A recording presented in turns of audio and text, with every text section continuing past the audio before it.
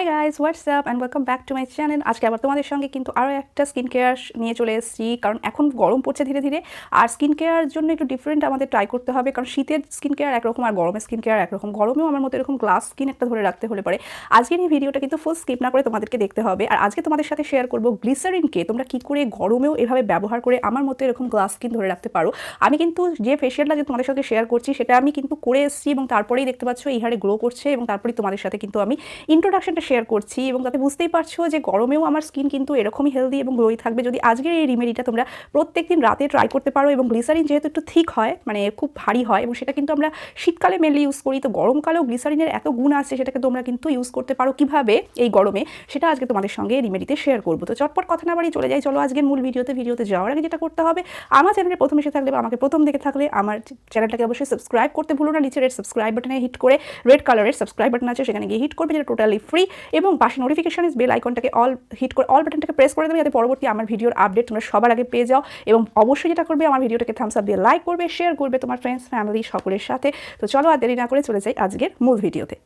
প্রথমে আমি এখানে একটা পাকা টমেটোর অর্ধেক নিয়েছি, এবং এর ওপরে নিয়েছি সামান্য পরিমাণ কিন্তু বেসন, এবং এটা কিন্তু ভীষণ ভালো একটা ক্লিনজারের কাজ করবে গাইস। তো তোমরা প্রথমেই যেটা করতে হবে, ফেসটাকে ভালো করে ফেস ওয়াশ দিয়ে ওয়াশ করেছি আমি। এরপরে কিন্তু এই পাকা টমেটোটাকে একটু স্কুইজ করে নেবে যাতে ভেতরের পাল্পটা বের হয়ে আসে, এবং সেটা দিয়ে কিন্তু ফুল ফেসে তোমাদেরকে এই বেসনটাকে অ্যাপ্লাই করতে হবে। এই বেসন আর টমেটো এই দুটোই কিন্তু আমাদের ফেস থেকে ট্যান, যেটা আমাদের মেন মানে প্রবলেম থাকে সামারে গরমে, সেটা কিন্তু তুলে দিয়ে একেবারে একটা গ্লাস স্কিন পেতে সাহায্য করবে। এবং সাথে ব্রণ মেচেতার যাদের প্রবলেম থাকে, মেচেতার জায়গায় বা ব্রণর দাগ যেখানে থাকে সেখানে কিন্তু ভালোভাবে অ্যাপ্লাই করবে, তাতে করে কিন্তু আমাদের অনেক অংশে সেগুলো ধীরে ধীরে ফেড হবে। এভাবে 10 মিনিট রাখবে, রাখার পর শুকিয়ে যাবে যখন, তারপর তোমরা নর্মাল জলে সেটাকে ওয়াশ করে নেবে। এরপর একটা সিরাম বানাবো, তার জন্য একটা ক্লিন আমি বাউল নিয়ে নিয়েছি, দেখতেই পাচ্ছ তুমি, একটা বাটি নিয়ে নেবে যেটার মধ্যে কোনো রকম নোংরা না থাকে।